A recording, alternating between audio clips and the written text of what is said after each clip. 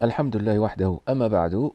Dawkins then proceeds to explain that if it takes 10 or 20 generations for a subspecies of short-legged frogs to evolve into a subspecies of long-legged frogs, then all we need to do to expect even more impressive changes is to give it hundreds or thousands of generations.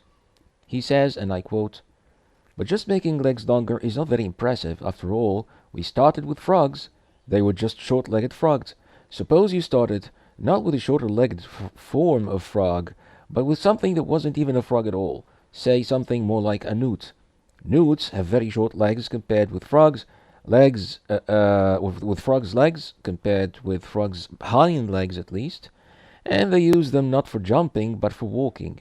Newts also have long tails, whereas frogs don't have tails at all, and newts are altogether longer, narrower than most frogs. But you can see that, given enough thousands of generations, you could change a population of newts into a population of frogs, simply by potentially choosing in each of those millions of generations male and female newts that were slightly more frog-legged and letting them mate together while preventing their less frog-like friends from doing so. At no stage during the process would you see any dramatic change." End quote. Now here's where the fallacy of analogy flourishes in all kinds of inconsistencies, logic inconsistencies. We are required to believe that what happened in the history of the biosphere, resulting in the incredible variety of living species that we currently observe on Earth, was somehow similar to a very long process of slow and gradual artificial selection, where a set of biological characteristics is given dominance on the progression of an existing species, at least in some branch of it, to the extent that it can qualify as a distinct species, to the extent where changes result in a reproductive barrier due to profound genetic differences that have accumulated between the original ancestral species and the final species.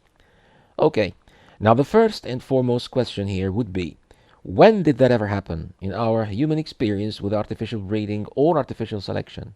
That an entirely new species came to be as an outcome. Okay, a species that has a barrier that selects it from, a reproductive barrier that selects it from, that separates it from its origins. Okay, when did that ever happen? Never, obviously. Unless you decide by arbitrary choice subjectively to redefine the term species such that you can call the final outcome of a long process of artificial selection, as long as anybody has ever managed to make it really, a new species that emerged from an ancestral one, you cannot claim artificial selection to be a process of inventing new species at any capacity in the first place. Darwin did not develop a new species of birds on board of the Beagle when he toyed around with selective breeding. So what gives him the rational grounds to claim that it was by a similar process in nature that a single species was born from a distinct species, much less that all biological variety emerged in this way? The most common response from Darwinians would be that it takes time to produce a new species. Lots of time, thousands of successive generations. And obviously, no human has ever lived that long. We will come to the fallacy of geological time frames later on, but we can say for now that the problem still stands. The methodological problem, that is. The analogy then is not with what we've already observed, but with what we assume by virtue of the theory itself that given enough time would necessarily happen. Okay, which really boils down to begging the question, the fallacy of begging the question. Okay, premise one. We can produce small changes within an existing species through artificial breeding. Premise 2. If we extend such process long enough in time, new species altogether could emerge, species that are separated from their origins by a reproductive barrier. Premise 3. Huge varieties of living species do, in fact, exist. Therefore, the process did, in fact, last for long enough time, resulting in that variety that we observe on Earth, all of it. This argument, as you can see, brothers and sisters, suffers from sheer circularity. This is what must have happened, because this is what we assume would happen on premise 2. This is what we assumed would happen on premise 2. Okay? In response to this formulation, a Darwinian may suggest adding 2 more premises. Premise 4. Earth is indeed long enough in its history. Earth has indeed lived or lasted long enough, has indeed lasted long enough, as has been demonstrated in geology. Premise 5. The fossil record shows progressive forms in successive eras, strata. Therefore, evolution, by a similar process to selective breeding, is the best explanation to all that has been observed thus far. Okay, a sixth premise might be suggested here that has to do with genetics, of course, obviously. Now, the problem with those premises is that they each suffer from another fallacy, causing the non sequitur problem to persist all the same. We did discover remains of a variety of extinct lizards in lower strata. They have also discovered remains of what appear to be sea creatures in even lower strata. So Darwinians decided, arbitrarily, due to their commitment to Darwinism, that this showed that life must have emerged underwater somehow, and that at some point sea creatures evolved into amphibians, which in turn evolved into reptiles, some of which morphed with time into birds. The story, of course, was planned and concocted very intricately in corroboration with how geological observations were interpreted, and how the equally unobservable story of the Earth itself was theorized, the history of the Earth itself and its origins. Obviously, the story of Earth's evolution and origins had to go hand in hand with the story of the evolution of the biosphere. Okay?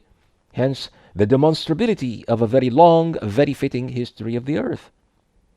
But obviously, not all that walked the Earth in the past must leave traces that are then discovered by scientists eons later. Absence of remains is no evidence of absence. Absence of remains is no evidence of absence. Now, this is how Darwinians would normally respond to objections that are raised regarding the so-called missing link.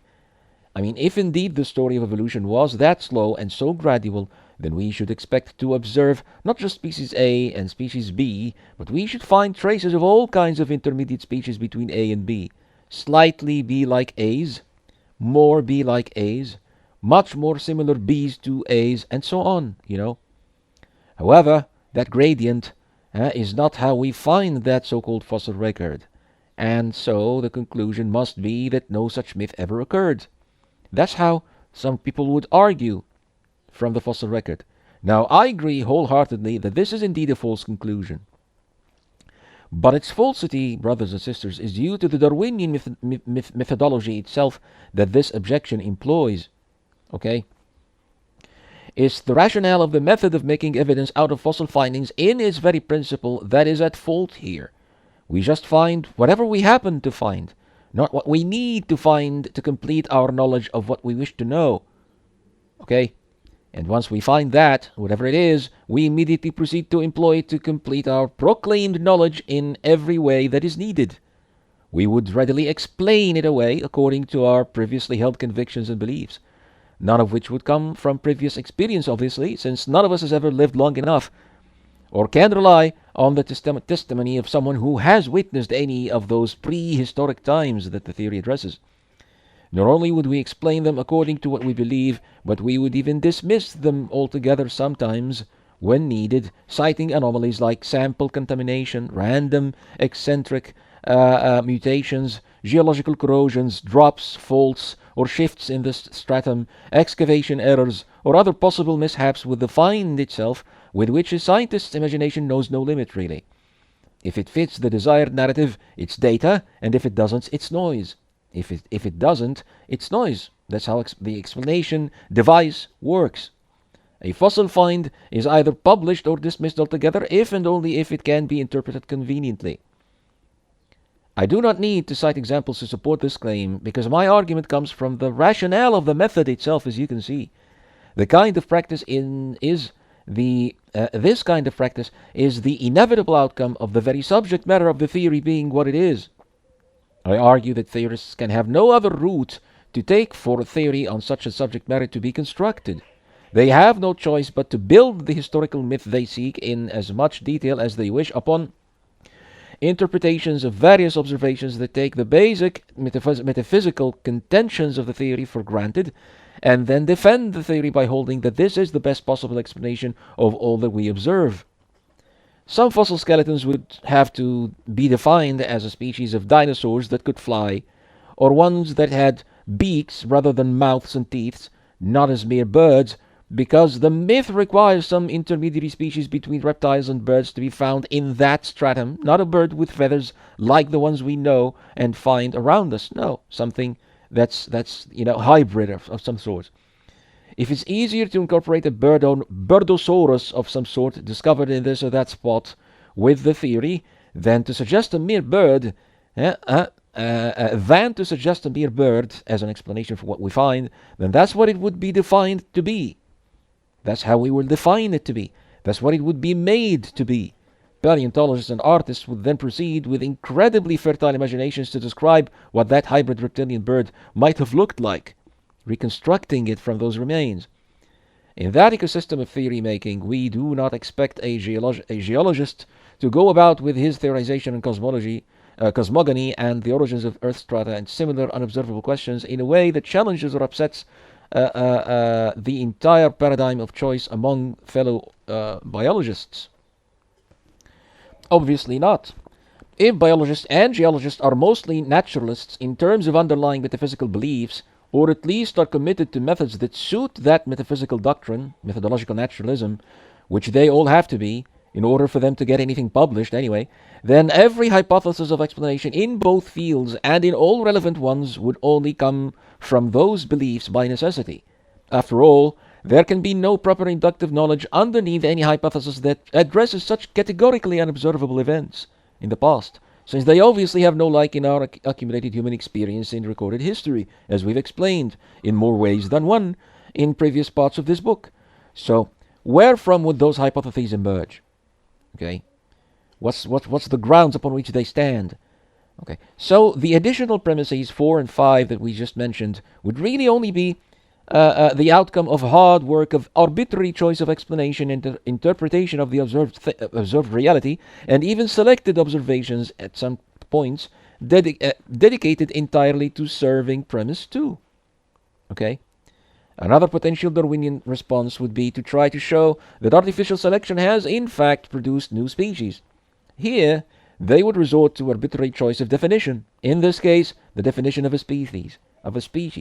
It's characteristically much easier to define as many distinct species of plant and of microorganisms as we need, when there really is no functional or systematic difference to warrant the definition of a new species, because after all, most plants we know share the same overall physiology and the same biological and organ structure, so to speak. We never expect to witness a plant morph into an animate organism that walks the earth and feeds on prey, or one that flies around, or crawls on the earth, or swims in the sea. Alright?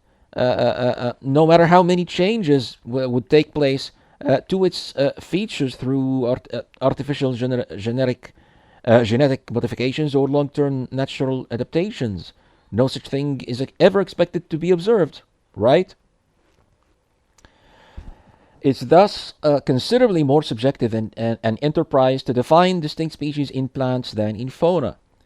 So, when Darwinians decide they have indeed created a new species of fruits or vegetables in the lab, there can be no agreement on any objective criteria that they actually employed to do that in deciding that this is indeed a new species, per se. Okay? Many critics, both Muslim and Christian, addressed this missing link problem in the theory, but to my knowledge, none of them managed to address it with the way it should be addressed methodologically. The most popular approach would be to argue that since we've never found any fossils of such hybrids at all, then they never happened. If indeed they did exist, then there should be an abundance of fossils exhibiting different degrees of transition between currently known species, right? But there isn't. Now, on the face of it, this appears to be a powerful rebuttal of the theory that forces Darwinians to surrender to the actual fossil evidence, right? However, it suffers from a deep methodological problem here. It normalizes with the Darwinian method of arguing from fossils, employing the IBE method, inference to the best explanation. On the question of origins of all living species, none of the people who attempted that criticism, insofar as I know, took the effort to show the falsity of the Darwinian method itself in its very principle. Okay? So, it would presuppose the acceptance of that theory, or appear to presuppose the acceptance of that method in its principle, and then fault it in these particular instances. And that's a problem. That's wrong. We shouldn't be doing that. The problem with the Darwinian method comes from the very nature of the query the theory claims to address, as I've pointed out earlier. It is bound to produce unwarrantable analogies and to apply the IBE method in a circular, fallacious manner, considering its very subject matter, the topic that it addresses. It's a fundamental methodological fallacy to claim that the scientific method can indeed produce knowledge if it is employed on this question. Okay, it's a problem of demarcation that we have here. For the scientific method and the IBE process to work properly and produce knowledge in explaining certain observations, the subject matter or the research query itself must be such that we have a score of human experience, inductive background, from whence we can deduce proper explanations for what we observe. We find something buried in the ground, so we explain it, being the way that it is, the way that we find it, not any other way, and being where it is, not anywhere else, on the grounds of a previous induction of similar cases, and our observation of the factors that caused them to be the way that they were, as elaborated in previous parts. When we have two or more inductions that could produce an explanation, we then employ the IBE method in eliminating the least likely ones, right? So I can reasonably employ this method in deducing the reason why, for example, I found a pair of sunglasses covered by some sand on a beach where people normally come to spend their summertime. The proper explanation that comes from my previous experience with how people lose their stuff would be that somebody dropped it there and, well, left it behind, unbeknownst to them. They didn't know that they had left it behind. Now, I wouldn't deduce that somebody must have buried them there on purpose, because my experience with how people normally cherish their belongings would make such an explanation rather unlikely. In fact, quite unlikely. This is how IBE works and why it produces reliable knowledge in everyday life, because we have that experience, background experience. The reason it worked in this example is the very nature of the subject matter upon which it is employed. It is such that I can trace down similar cases in my experience, lots of them, cases of events that could explain the observation quite soundly. Alright? The obvious question in point here would be now, what similar cases has anybody ever witnessed of an entirely new species significantly distinct in morphology, physiology, and organic composition emerging from an older species with which it shares a reproductive barrier? No such origins have ever been witnessed throughout human history. Barrier or not, this has never been observed. The trivial example of frogs with longer legs that Dawkins started with has indeed been observed and is quite abundant in our experience. But our experience with how we direct artificial selection, how we guide it, how we plan it within members of the frog species in controlled settings has nothing at all to do with our experience with how the species of frogs itself came to be in the first place. We do not have such experience or anything like it. There is ample human experience with altering some properties of existing species in that manner, artificial selection, but there is none when it comes to the origins of a distinct species that is divided by a reproductive barrier from other species. And there can be none when it comes to the origins of all species, obviously. Obviously, there's a problem of arbitrary definition dealing with what a species is here, but the methodological problem with employing IBE deduction still holds and remains clear regardless of that problem. Darwin's theory ventures to explain all variety of living species on Earth, not just why we find this or that particular fossil the way we find it. Okay, is it the same query to seek the explanation of why one or more fossils were the way they were when we found them, and to seek explanation for how a particular existing species came to emerge as a distinct species at all in history? Now, a mind untainted by Darwinian metaphysics would see both these questions as two entirely distinct questions. A Darwinian theorist, however, would take both questions as one and the same, because they have chosen to believe that any living species is, by virtue of definition, the evolutionary descendant of an ancestral species. Okay, due to that analogy, metaphysical analogy that Darwin used. So we should expect to see the species in this geological era and not in that one. if we search for it. That's a metaphysical belief, not a verifiable, testable, or even inducible scientific claim, brothers and sisters. No background induction there, obviously, no human experience at all. From that belief emerge all hypotheses that explain all biological properties of living species and fossilized remains as we find them. Okay? Thus we argue that all claimed evidence for the theory suffer from confirmation bias, by necessity, self-confirming explanations. The observation that is taken for evidence to support a theory is only taken as one after it is explained on grounds of that very same theory.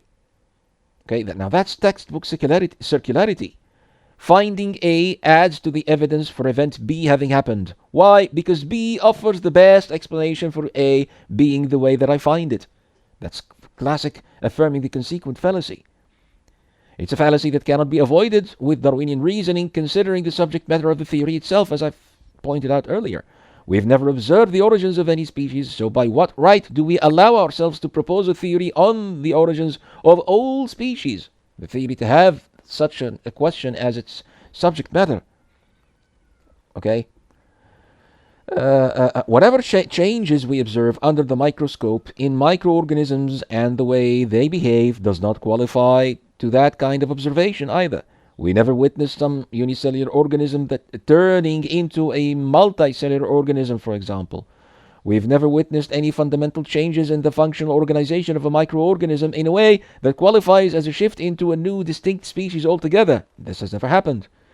Never did we witness a new organism emerge or a new biological system altogether with a different dedication of parts in service of a particular function that was not there in the ancestral organism that we started with, or that was there but had an entirely different organic dedication or assortment of parts in its service, like, for instance, the shift from a simple light detector to an eye, as in the example that Darwin himself used in his book on the origins of species, in explaining the origins of the eye, the human eye. None of that was ever witnessed at any scale, not once. This means that we have no inductive grounds whatsoever to produce sensible hypotheses in attempt to explain the origins of a single species, not to mention the origins of all variety in the biosphere as a whole, as we find it. So when a critic of the theory argues that the fossils we find do not show, the fossils as we find them, do not show any intermediary links, without elaborating this fundamental fallacy in the very principle of using observations in support of the theory, of using fossils as evidence, then they suffer from making the method itself appear plausible to whoever they're arguing with. And indeed many people, Muslims and Christians alike, would see nothing wrong with the reasoning itself, the logic of deduction that Darwinians employ. This is why we have creationist theories like intelligent design, guided evolution, and the like, that take Darwin's core claims as plausible science, and the method itself as a reasonably valid method.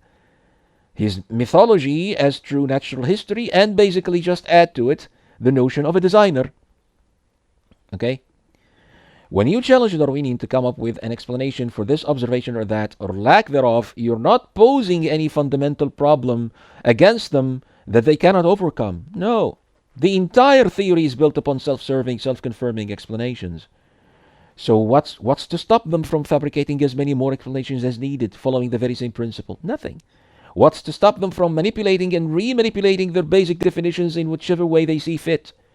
You claim no intermediate species has ever been found between humans and apes. Well, what about this or that fossil where we can see some morphological similarities between the reconstructed skull and the features of both man and ape? Why not consider that an intermediary species? Why not count those as intermediate species and hold the link to have been thoroughly established as demanded and call it a day? Okay, is this an ape that looked a bit like humans, or a human that looked a bit like apes, from some indigenous race of humans here or there perhaps?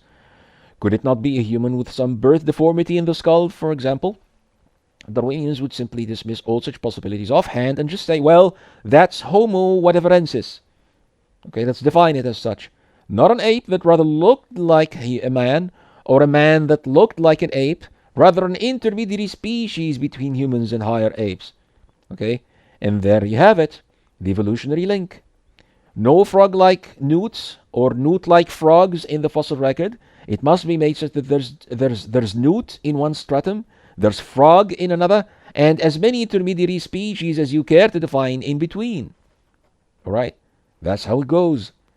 If they had the pretext from within the theory itself to propose an evolutionary link between these two species, you would find no shortage of evidence produced in that manner, an abundance actually.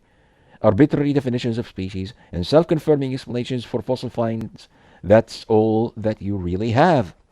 That they really have.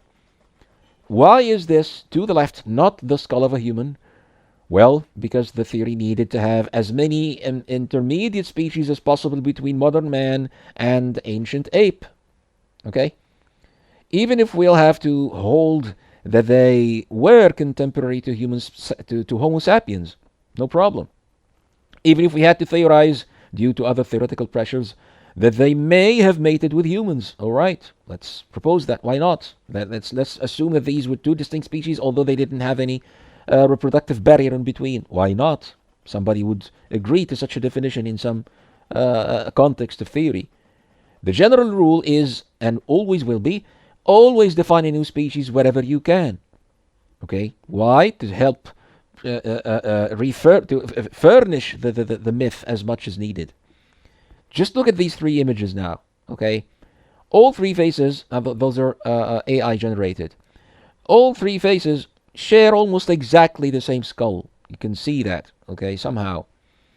So if one day you stumbled upon that skull somewhere deep underground or in some cave, would you choose to explain it as the remains of a man who looked a bit like an ape? Or as an ape that looked a little bit or quite a bit like a man? Or as more intermediary species, as some intermediary species of hominids between humans and higher apes? Which way would you choose to reconstruct that skull as a paleo artist? All right. A more important methodological question would thus be, on what objective grounds would you establish your decision to deal with that skull the way that you will? Well, I'll tell you, whatever makes news headlines and turns you into a star in the fields, that's what would make you choose what you'll choose. Obviously, a reconstruction such as this is not getting you any headlines, right? That guy in the image. Okay? And that's, again, AI generated. You found the remains of someone who looks a little bit like an ape. So what? Who would care? Now, no matter how many skulls you discover that look like this or similar to it, and no matter where you find them or what would happen to surround them,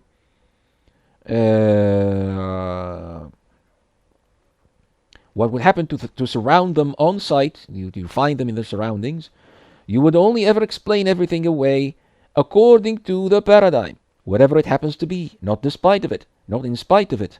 So how can this qualify as science, brothers and sisters? How?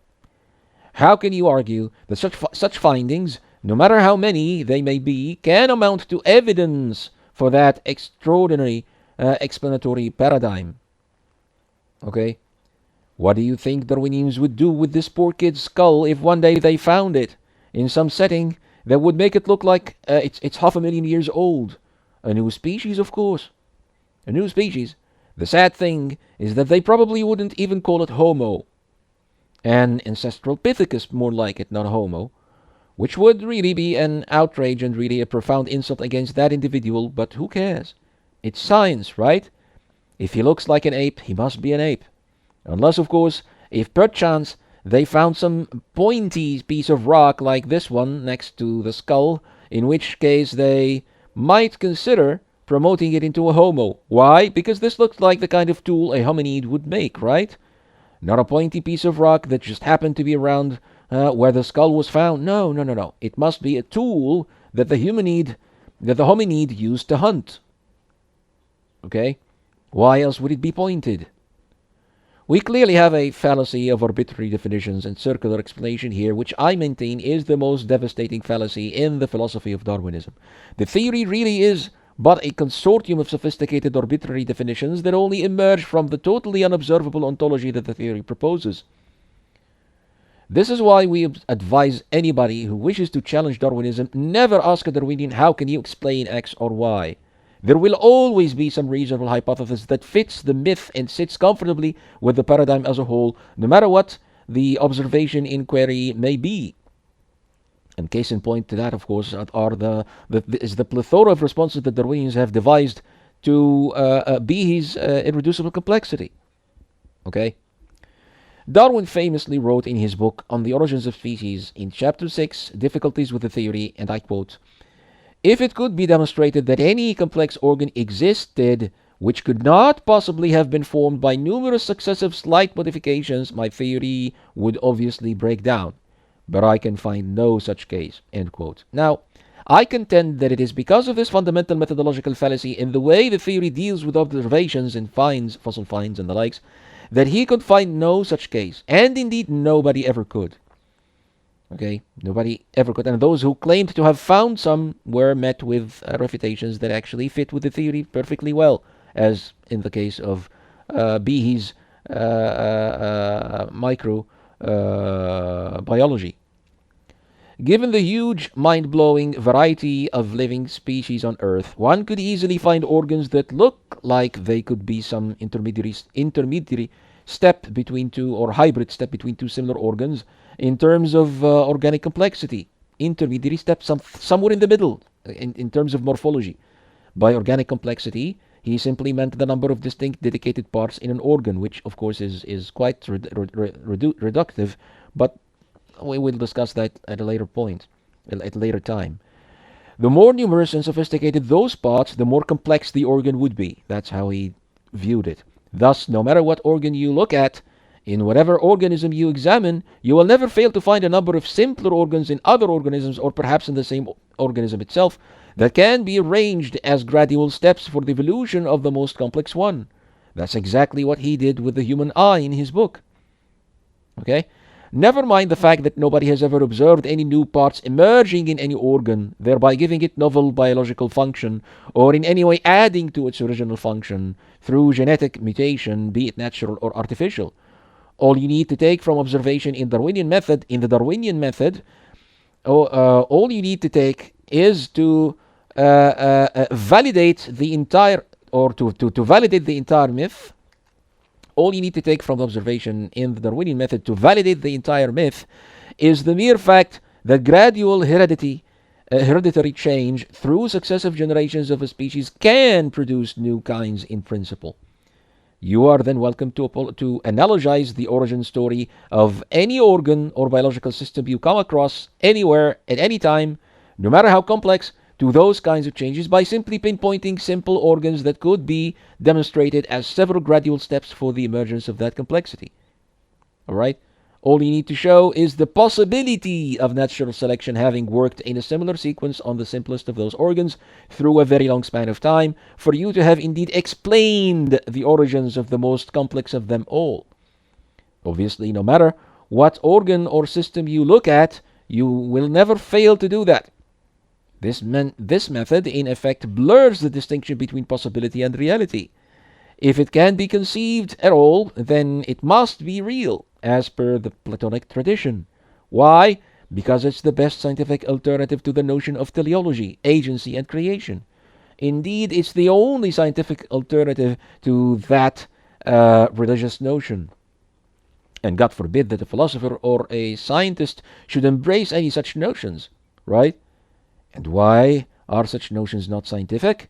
Well, because a theorist needs to eliminate all sources of explanatory possibilities that cannot be conceived through some form of analogy with human experience, which in turn can be justified as a rational attempt at exploring all of existence. This is generally the Platonic ethic by which the Academy has been running since its inception in ancient Greece. As we've explained in earlier sections of this work, a willful, purposeful, all-powerful, personal maker, keeper, sustainer of the world and of all that happens in it would obviously open the deeply upsetting possibility and even necessity that he just chooses to do things in a way that no philosopher can claim to know by means of analogy to our current experience with the world. This is the reason why all philosophers have a problem with miracles and the supernatural in general, It's the reason why no major philosopher in the history of the Academy has ever entertained the notion of a personal maker without suffering profound contradictions and difficulties with his metaphysical theories, with his metaphysical system, one way or another. It's the reason why the deeper a theologian delves into philosophy, according to that tradition, into metaphysics, the more of his maker's attributes he is bound to dismiss, until at some point he ends up embracing pure deism or even agnosticism, as was the case with Darwin himself. It's why his theory was received.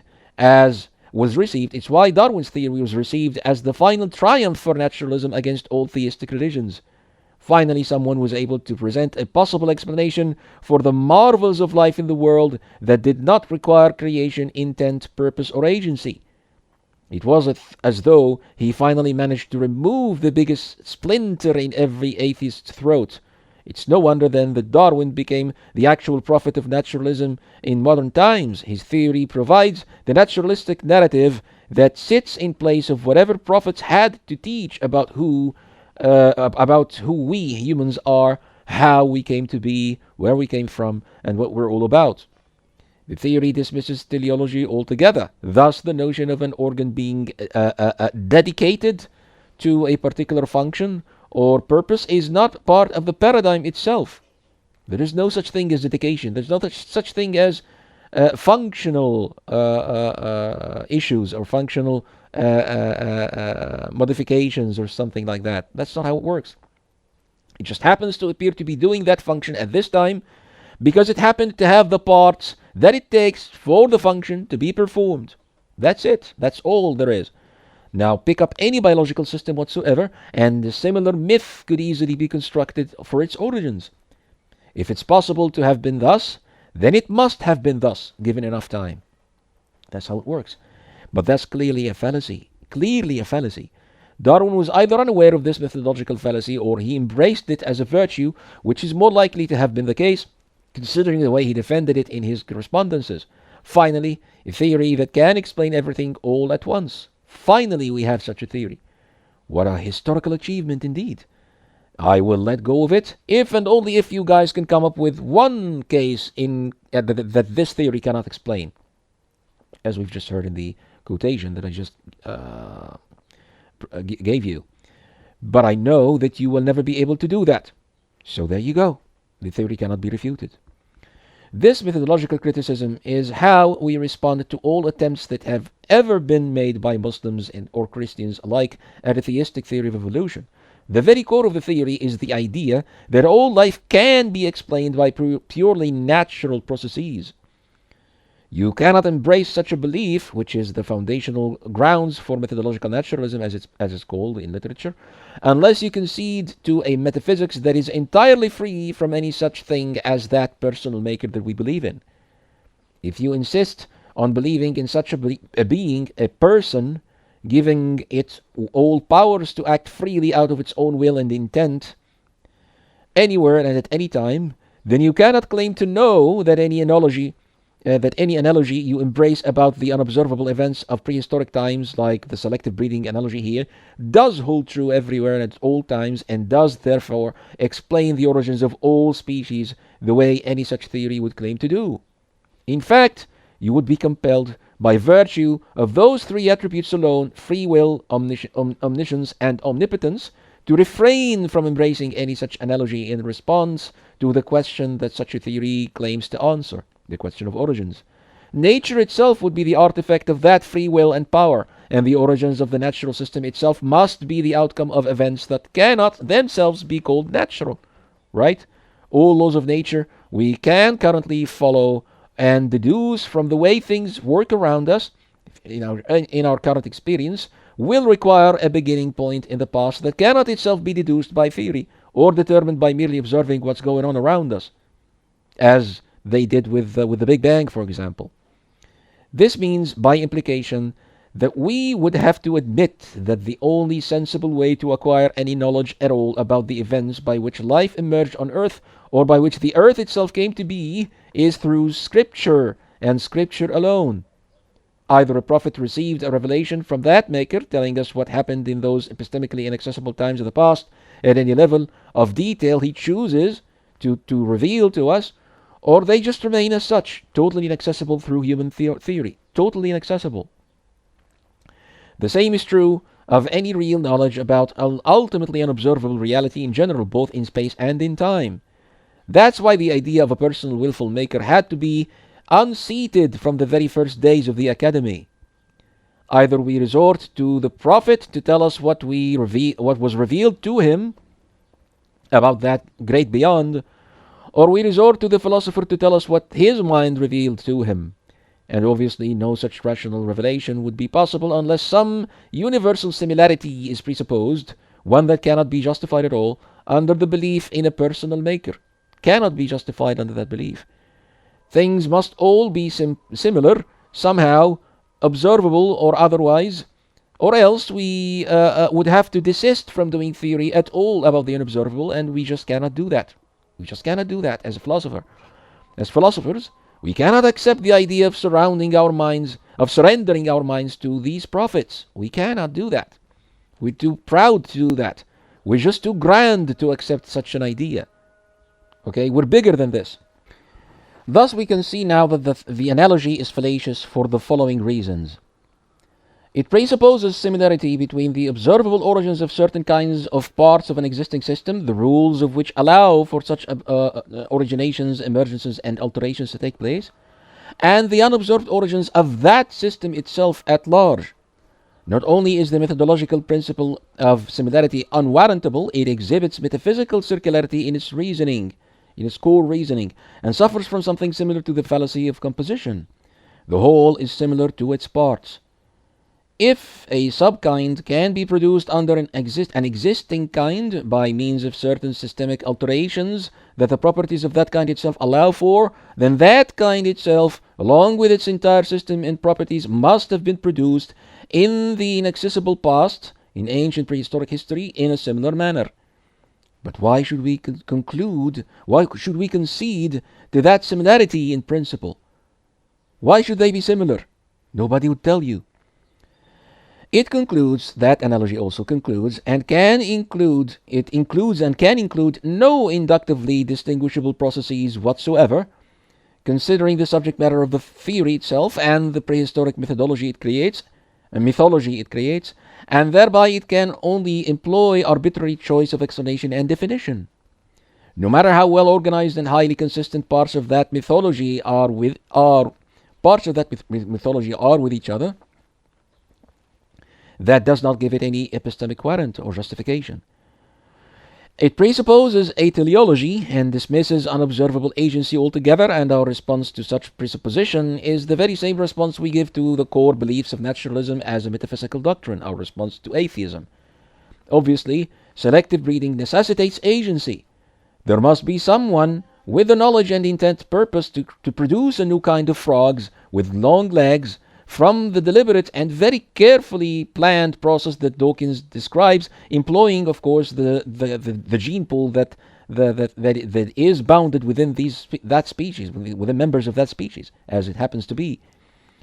There must be someone with the knowledge and intent purpose to produce that kind. The conditions need to be set purposefully for breeding among members of the species to lead to that outcome. It must be planned. The breeding process must be planned. The information must be defined and maintained for process to occur, right? There can be no such thing as natural selection in the sense that Darwin proposed, because selection is by necessity the act of an agent, the act of a selector. Someone with will, with intent and significant and sustained plan must be doing the selecting. Now, it presupposes also the implicit belief that given enough time, anything that can happen will happen. But time cannot be a cause for potentiality to turn into reality, no matter how long it lasts that time. No matter how long purely and entirely random events could continue to take place, nothing with any meaning or value at all should come to be. The very notion of taking place and continuing is necessarily the artifact of agency, obviously, determination and purpose. If indeed the world was not purely random, ontologically speaking, then no natural law. If indeed the world was purely and entirely random, ontologically speaking, then no natural law whatsoever should come to be at all. chemical, physical, or biology. Nothing would be. Because out of pure chance and randomness, nothing comes. If you choose to believe that some deliberate choice of system and law has been made for the physical laws to be the way they are rather than otherwise, then that choice must also come from the very same agent that must have chosen for life to be the way it is rather than otherwise.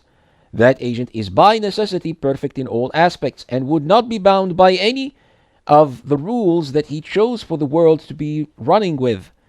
He thus would not need time to create anything. He will not be bound by the rules that we employ to perform any process of selective breeding, obviously.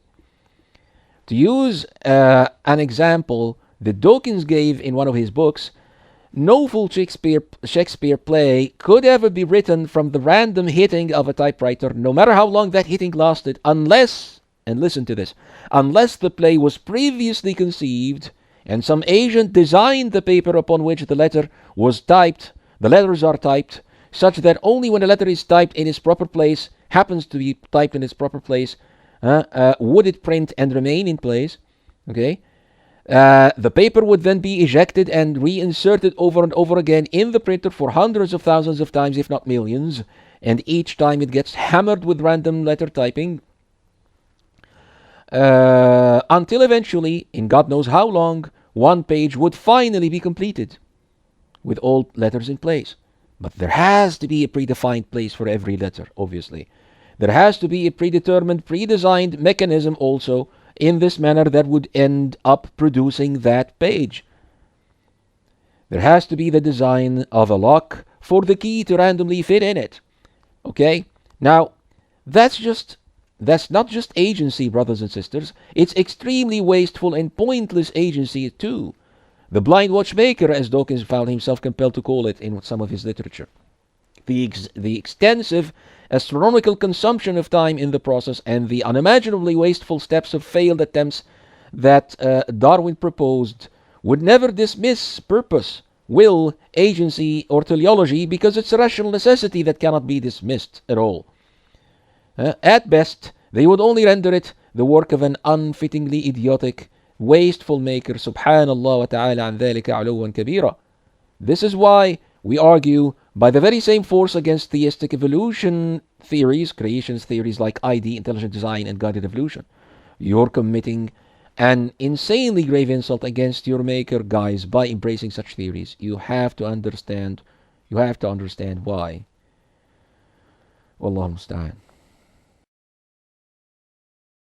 قناة إقناع فيما نرجو. سحابة خير أمطرت على أرض درداء تحمل من كل زوجين اثنين، المؤمن والملحد، الضال والمهتدي، الموقن والشاذ، فأنبتت بما تحمله من ماء الحياة حيث نصوص الوحيين ثمار اليقين في قلوب المؤمنين، وصقلت بذات الماء قلوب المعاندين.